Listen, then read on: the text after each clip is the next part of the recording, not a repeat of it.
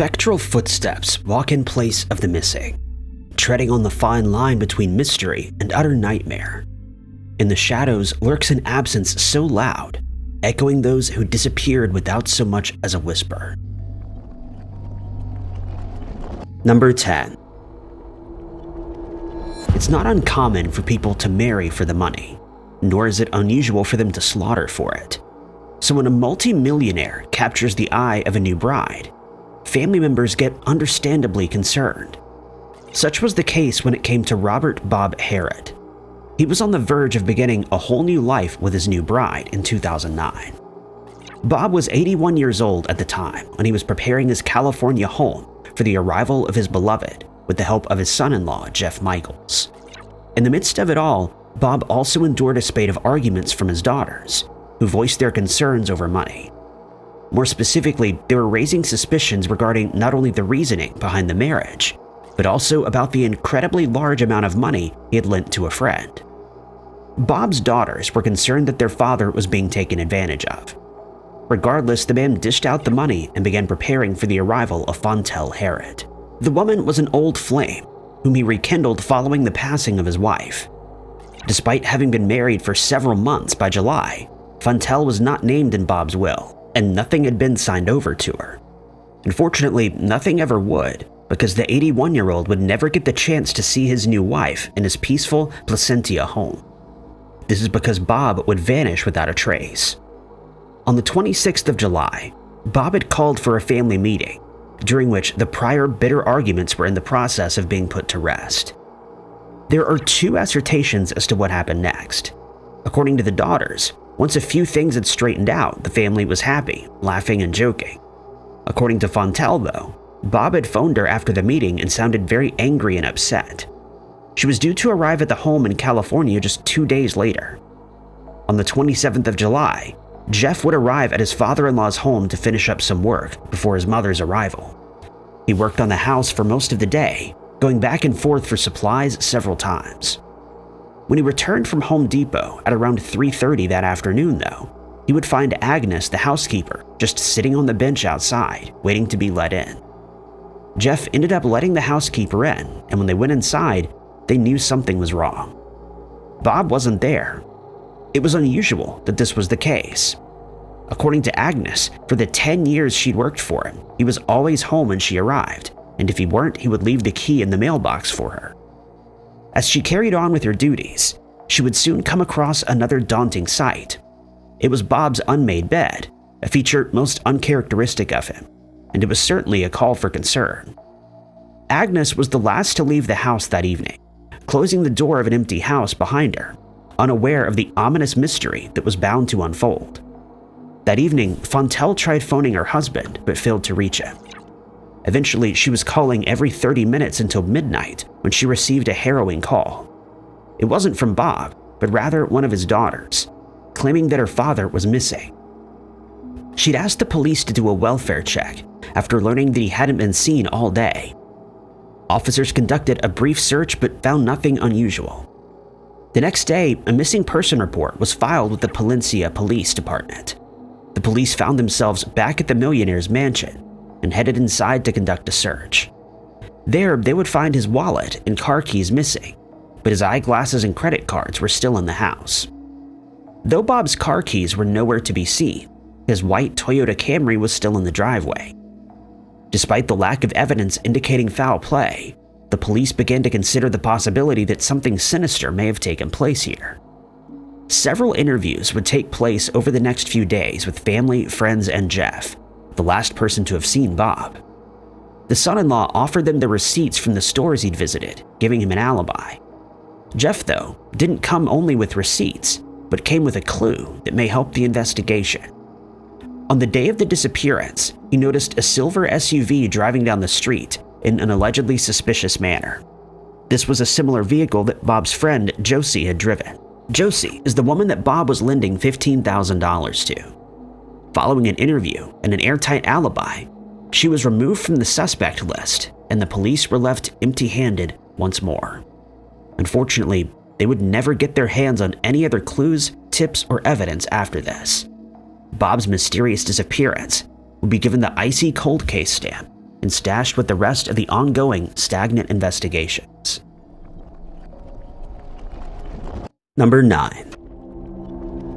Just moments after she was born in 1962, Elizabeth Eisel was put up for adoption. In 1981, her adoptive mother and brother were named casualties of a fatal car accident. Despite the tumultuous start to life, though, Elizabeth found inspiration in this incident. Inspiration to find her birth mother and the rest of her biological family. In the early 80s, she headed to California, hoping to uncover her roots there. Incredibly, she was able to make progress in her endeavor and successfully located her mother's son, Stephen DeLoach. The two met up and shared their separate histories, after which it was determined that Stephen was a half-sibling. According to friends and those who knew him, Stephen and Elizabeth acted as if they were married, though no legal documents suggested this. In 1983, the young woman would give birth to a son, and the three of them would move to Bellevue, Washington, where they lived in a complex. Shortly after relocating, though, the relationship between the pair began to decline rapidly, and Elizabeth was now seeing another man, while Stephen became interested in another woman who was living in the same complex. The woman allegedly refused to date him until he fully terminated things with Elizabeth, but he wouldn't. In August of 1985, the new boyfriend would witness a violent argument, one that would nudge her just one step closer to ending things with Stephen. Elizabeth and her child moved in with her new partner, and she planned on breaking up with Stephen after the Labor Day holiday. Just a short few weeks later, though, she would vanish, leaving behind a thrilling mystery.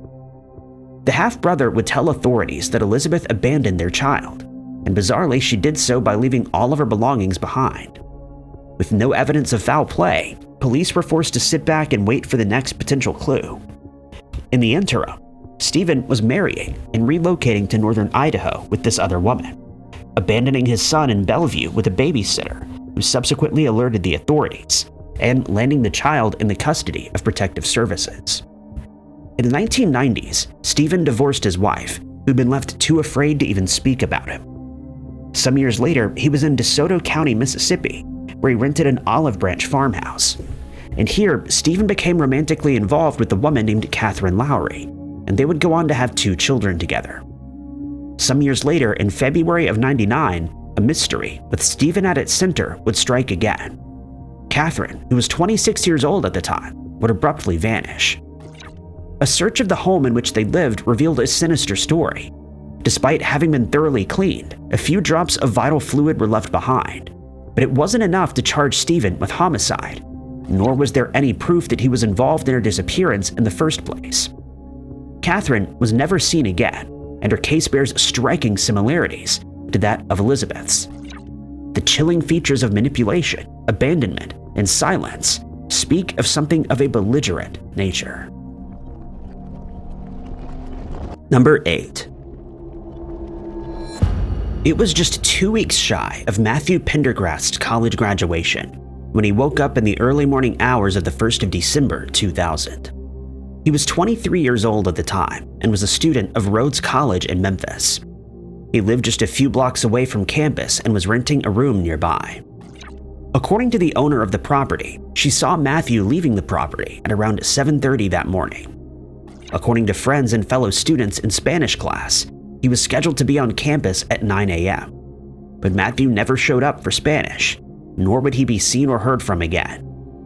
The hours drifted on with his friends getting increasingly concerned until they finally began calling him. Each successive call went unanswered, and the next day the mystery would only deepen. The student's parents received a disturbing phone call, informing them that a 1998 Toyota 4Runner SUV had been found near Bio Meadow in Arkansas, 120 miles from Memphis. The vehicle was Matthew's, but he was nowhere to be found. The fact that the vehicle had been discovered unlocked, with keys still dangling from the ignition, only heightened the fear. Authorities carried out a thorough search of the area, only to come across increasingly concerning and mysterious clues. They discovered the now missing man's clothing stacked up in a folded pile. The pair of jeans was wet from the knees. A second search of the vehicle uncovered a journal in which some peculiar things would be written. The pages were filled with bits of poetry, philosophy on the nature of life, and the desire for immortality. There was also a passage that read, "walking into water and becoming one with nature again." There were also several references to silver elves, a group of individuals who even have a website, describing themselves as a family of elves who've been living the elven way since 1975. The website makes mention of the elven tree of life eternal, as well as the path of self-discovery and immortality. It was uncharacteristic, but it became alarmingly clear that Matthew may have been affiliated with the group to some degree, or had been studying their ways, perhaps even manipulated by an unseen entity that compelled him to drive 100 miles away to a location he'd never been to before. No one seemed to have the answer to these questions. For the next 2 days, extensive search efforts would be carried out. Tracking dogs would pick up on the scent but kept losing it. It was as though he'd vanished right there, dissipating into thin air. Eventually, the searches ceased, and the authorities had no other option but to rely on the public for tips that may unravel the enigma. According to Matthew's family and friends, he seemed happy and upbeat at the time that he went missing. They even described him as being in good spirits, with no history of mental illness or use of narcotics. Then there came the theories. It started off with the question, was the scene staged? There are several aspects to the scene that just didn't make any sense. For one, Matthew was no neat freak. In fact, his room was in a constant state of disarray, so the fact that he folded his clothes suggested something uncharacteristic. Also, not staying true to his typical behavior was that the student had gotten up earlier than he needed to, which was viewed as strange behavior for Matthew. To date, Matthew's fate remains a mystery, and we still don't know if that journal of poetry even belonged to the missing student. Number 7. It was February of 1990 when Jun Ren made the life-changing decision to relocate. She moved from her roots in China to Sydney, Australia, where she quickly settled in. So quick was it that by December of that year, she'd be married. Jun's beau was a man named Bi Kui, who was also of Asian descent. The pair would move in together, taking up residence in the Kemps Creek suburb. But as many love-at-first-sight stories go, the marriage was not long-lasting. The facade quickly fell apart, somewhat prompted by the idea that Bi was involved in some sort of organized crime. According to Jun's friends, she told them that he had defrauded a Chinese company out of $100,000. By May of the following year, realizing the potential danger that lingered around her husband, she began to make plans to leave him, even telling her friends that she didn't want to have her husband's child and that she hated him. In this effort, Jun turned to a friend, Helen Liu, who allowed her to live at her residence temporarily. One day, though, B showed up at the house and guided his wife to his car, and this would be the very last time that anyone would see Jun Ren. Shortly after realizing that her friend had disappeared, Helen confronted B about the situation. He told her that Jun left him and went overseas with a rich man. The concerned friend insisted that he report his wife missing, but B lashed out, assaulting Helen and ensuring her silence. For the next 2 years, Jun wouldn't make contact with any friends or family. In 1993, Helen discovered that her friend still hadn't been reported missing and finally decided to break the silence. That year, she went to the police herself and a case was finally opened, and by now any potential evidence that may have led to Jun's whereabouts was gone. Police thoroughly investigated B, interviewing him and paying him numerous visits after he was named a suspect. It's now been over 30 years since, and no remains or traces of Jun have been found, and she is still a missing person. Number 6. Making money comes with its inherent risks, especially when everyone knows just how much you're making. Those making anywhere above a 6-figure salary may become the targets of organized crime, kidnapping, and ransom. Sometimes it may even be their own friends behind the ski mask.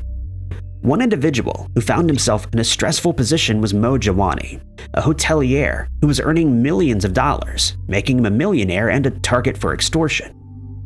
It was this theory that dominated the investigation in 2006, when the 40-year-old ominously disappeared and was never seen or heard from again. For the last 18 years until that year, Moe was in a happy relationship, a father of 2, and a successful businessman. So on the 10th of April, When he failed to make it home from a business meeting in a Toronto restaurant, everyone knew that something was wrong.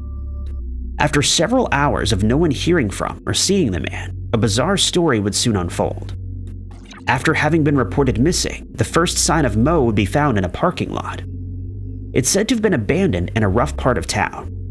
The Mercedes, though, was nowhere near where the meeting was intended to take place. Allegedly, the location of the business correspondence was set at a Chinese restaurant. Oddly, witnesses would place him elsewhere in the area. They'd spotted him at Canada's premier gentlemen's club, Fillmore's, which was an adjoining hotel. According to these witnesses, Moe was drinking substantially and was even flashing money at the club dancers. By 6:50 the next morning, after making a cash withdrawal from a nearby convenience store where he was parked, Moe would be missing. When police took a look at the vehicle, they discovered the missing man's wallet and cell phone inside, but no other signs of Moe, or any clues that may lead to his whereabouts. His wife, Layla, briefly spoke with the media, describing her husband as a religious individual, denying narcotics use and gambling debt.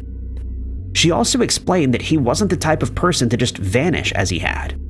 The fact that Moe was even at Fillmore's was certainly shocking to her too. Despite denying the use of narcotics though, police would discover that this wasn't the first time that the millionaire had disappeared. Allegedly, while under the influence of illegal substances, Moe vanished for 4 days. Layla, though, maintains that there are no similarities between her husband's first and second disappearances.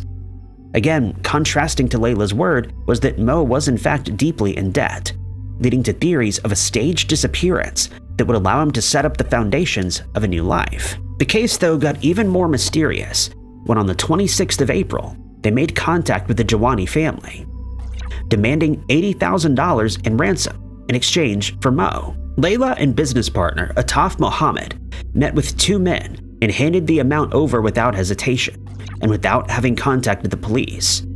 Those 2 men were later found to have been con artists who were subsequently arrested and charged.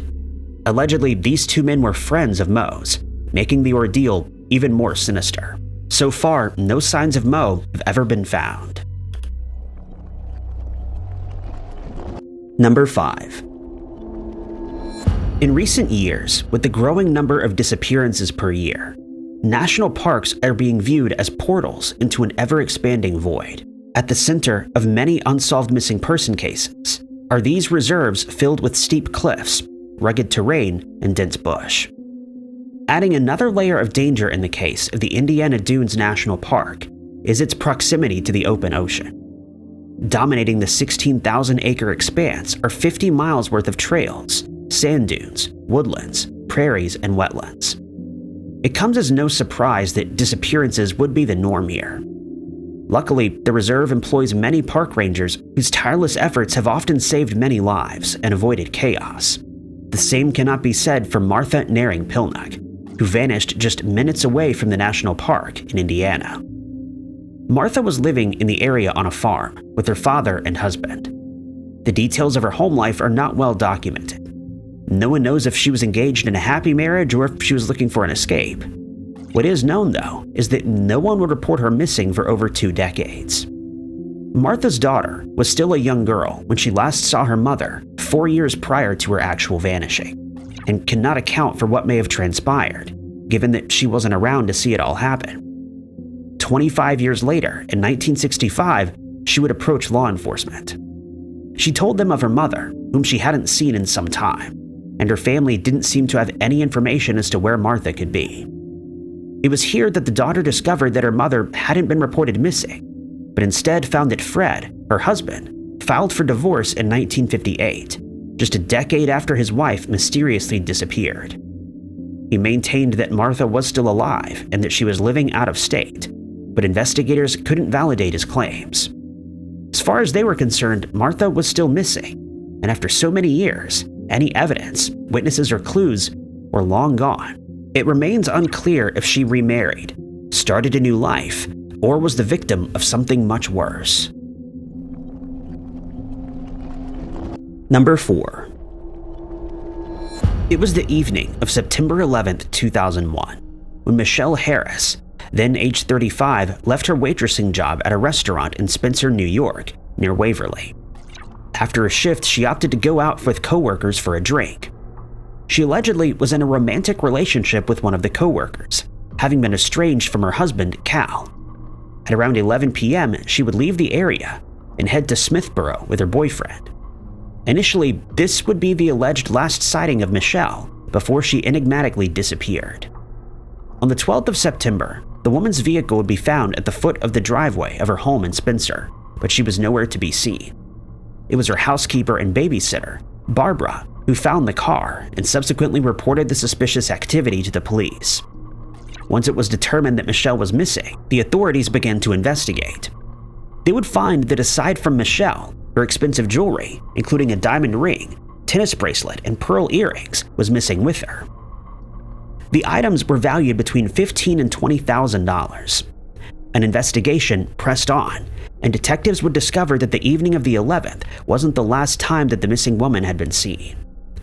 Allegedly, a neighbor had spotted Michelle at the foot of her driveway where the van was discovered. She seemed to have been arguing with the man who was the driver of a black pickup truck. The description given to the authorities seemed to match that of a man named Stacy Stewart. Regardless of theorizing that the man was Stewart, detectives focused on someone else who they believed may know more than they were letting on. That suspect was Cal, Michelle's estranged husband. The police had reason to place so much suspicion on Cal after they discovered that the divorce had turned sour, after he realized that he'd be missing out on a great portion of his family's fortune due to the settlement he'd be required to pay. From the very beginning, Cal was unconcerned about the well-being of his wife. In fact, he'd sold many of her belongings within mere weeks and even started dating other women. From there, Cal would be named the prime suspect, and he was eventually tried for her homicide, despite the absence of a body. The ruling was overturned. But that wouldn't be the end of it. The suspect would face another 3 trials for second-degree homicide. Following another overturning and mistrials, in 2016, his final trial saw the accused waive his right to a jury, and he was tried by a judge instead. He was subsequently acquitted of all charges. Michelle's fate remains unknown, and what transpired that fateful day continues to release an eerie air of mystery. Number 3. Robbie Ann Hughes stood outside of her family residence on Winter Park Drive in Fayetteville, North Carolina. It was sometime in December of 1996 that she began loading up her van with boxes, prompting questions from a neighbor. She explained that she'd be heading to Alabama temporarily, where she would visit her ill father. An older woman accompanied her, and she introduced her as her mother. Moments later, the neighbor would watch as Robbie and 3 of her 4 children, Serena, Brent, and Brentany, climbed into the vehicle, along with their younger sister, Jennifer. The car drove off with the older woman following in her own vehicle. Robbie left behind her husband and their son, Brandon.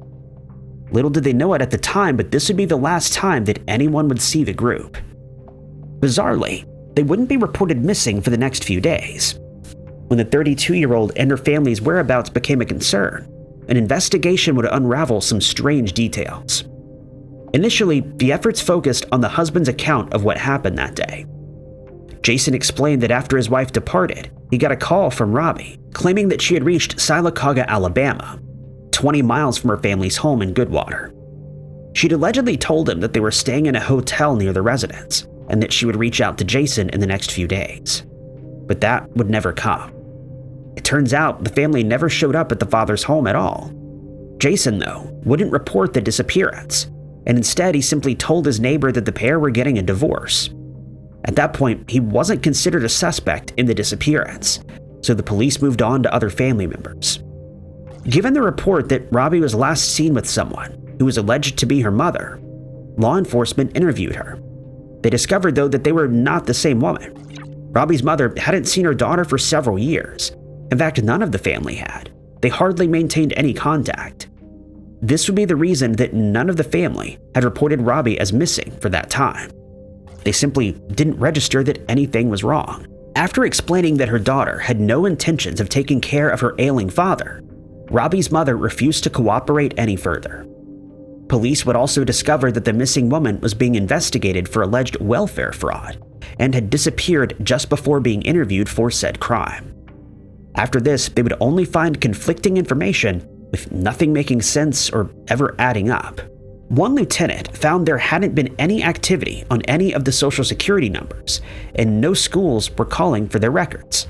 It was as though they didn't exist anymore. But even after all of this, the children, the sister, and Robbie herself would simply fade into obscurity, never to resurface again, and leave behind only questions that have gone unanswered.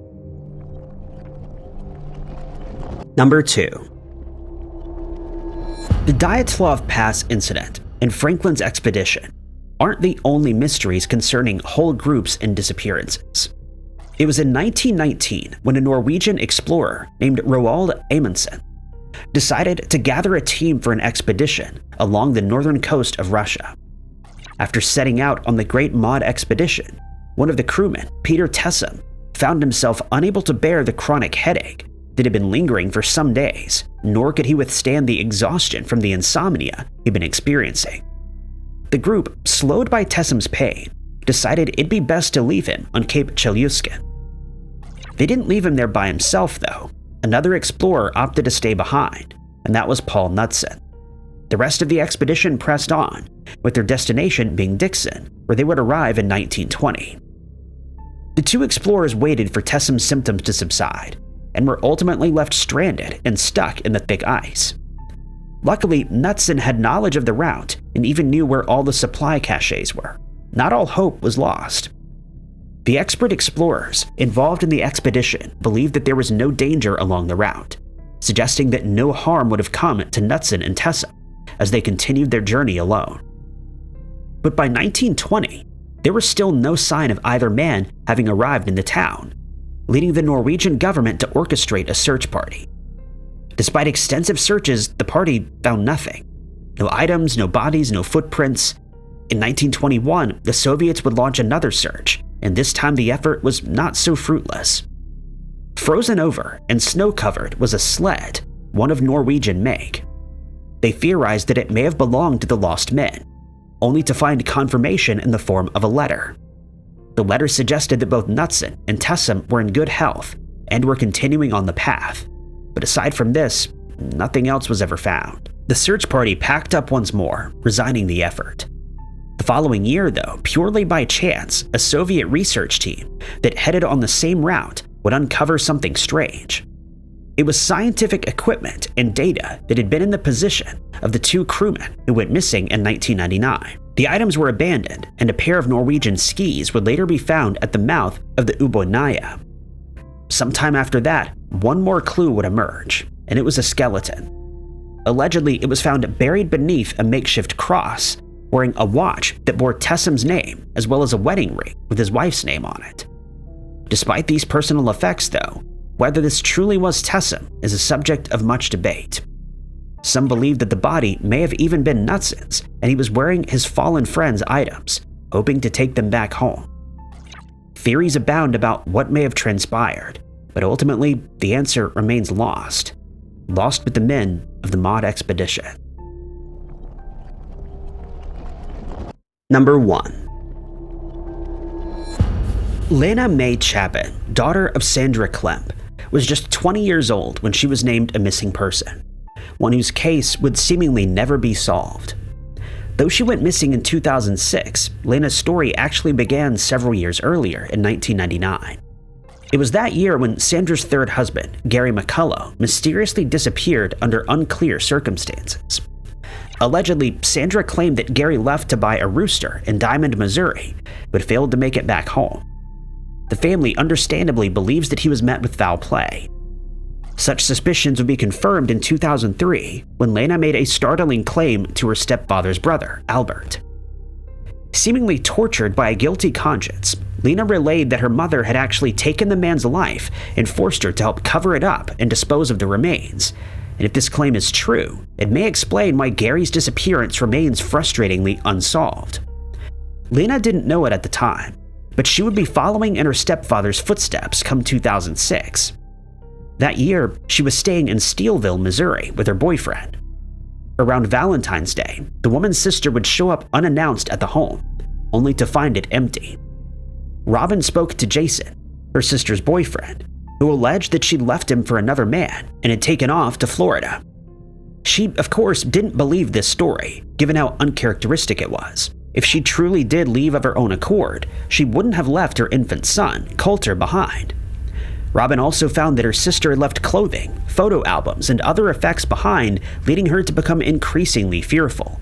And at this point, she strongly believed that Sandra had something to do with it, especially after the woman had taken Coulter under her care following the disappearance. Lena was subsequently reported missing by her biological father after he learned of what was taking place. The police carried out extensive investigations and interviews, learning of the story about Gary and wondering if it was all connected to the disappearance they were investigating. Despite carrying out further inquiry from this angle, investigators couldn't seem to connect Sandra to any disappearances or crime. Rumors about Sandra's hand in both events began to swirl. Many family members believed that she was behind it all, but they couldn't prove a thing. The McCullough family was, though, awarded $8 million in damages after carrying out a lawsuit against the woman. But this is where action would stop. Eventually, the case would go eerily cold and would remain as such for years to come. And some have wondered if Sandra did take the life of her own daughter. And if so, then where's the body? Thank you guys so much for watching. If you liked this video, be sure to hit that like button. Also, don't forget to subscribe and click that notification bell to keep up to date with all of our future uploads. But my name is Ty Knotts, and I'll catch you guys in the next one.